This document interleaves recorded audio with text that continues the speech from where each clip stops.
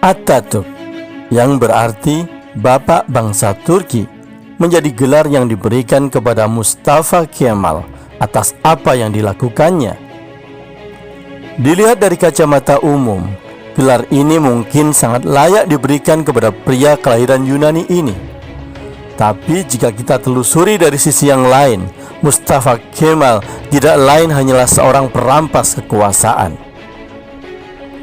Mustafa Kemal dikenal akan aksinya merevolusi Turki menjadi bangsa baru yang lebih modern, serta dianggap sebagai penyelamat negeri 1000 masjid ini dari penjajahan. Alhasil, ia pun dipuja-puji, bahkan sampai dikultuskan, sama halnya seperti rakyat Korea Utara menghormati Kim Il-sung. Bagi sebagian orang, Mustafa Kemal mungkin dianggap berjasa besar, tapi bagi sebagian yang lain, ia justru penghancur Turki. Ya, ia adalah penghancur kekhalifahan yang sudah bertahan ratusan tahun.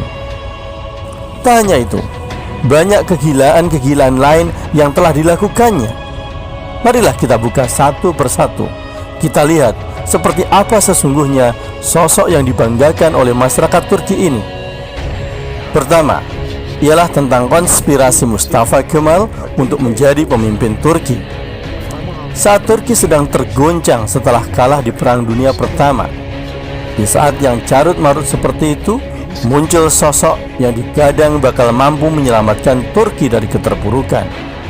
Mustafa Kemal merangkak sedikit demi sedikit hingga akhirnya menuju puncak.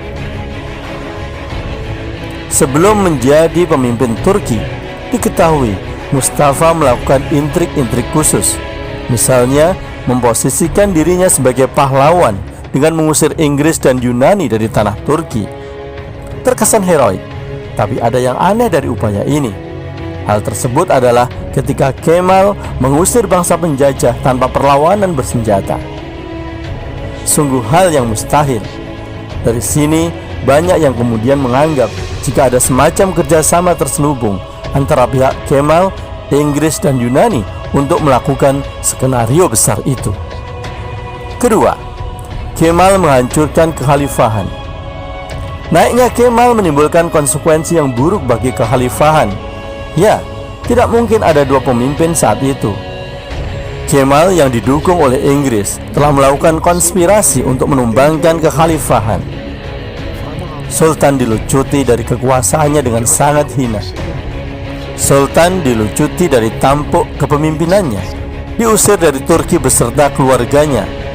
Harta kekayaannya disita dan kemudian diberikan kepada negara. Langkah ini mendapatkan kecaman dari kaum muslimin seluruh dunia. Berbagai usaha dilakukan untuk tetap mempertahankan kekhalifahan, namun pada akhirnya tak mampu terselamatkan. Ketiga, Mustafa Kemal membenci Islam. Mustafa Kemal membenci Islam sepertinya sebuah tuduhan yang kontroversial. Tapi hal ini bukanlah sekedar tuduhan semata. Mustafa Kemal memang tidak terang-terangan mengatakan bahwa ia membenci Islam, tapi hal itu terlihat dari beberapa aturan kontroversial yang pernah ia berlakukan di tanah Turki. Pertama, ia memberlakukan azan berbahasa Turki di masa kekuasaannya. Hal ini tentu saja sangat kontroversial dan mengada-ada. Aturannya, adzan haruslah tetap dalam bahasa Arab, termasuk bacaan-bacaan di dalam sholat. Aturan berikutnya yang membuat terkesan seolah membenci Islam adalah ia mulai menghapuskan sistem-sistem yang berbau Islam di berbagai sisi. Ia kemudian mengadopsi sistem Barat sebagai penggantinya.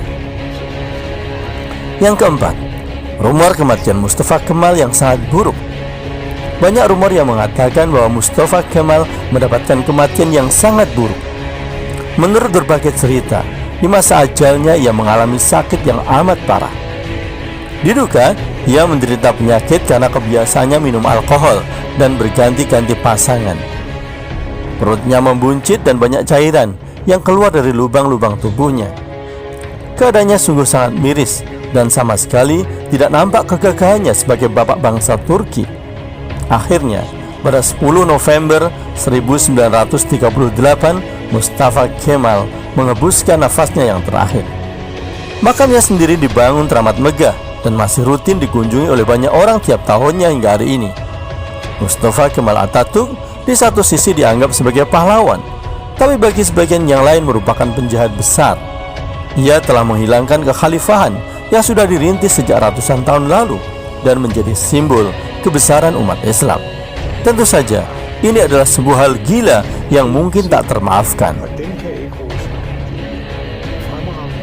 Itulah beberapa fakta sosok Mustafa Kemal Atatürk yang dinobatkan sebagai bapak sekularisme Turki.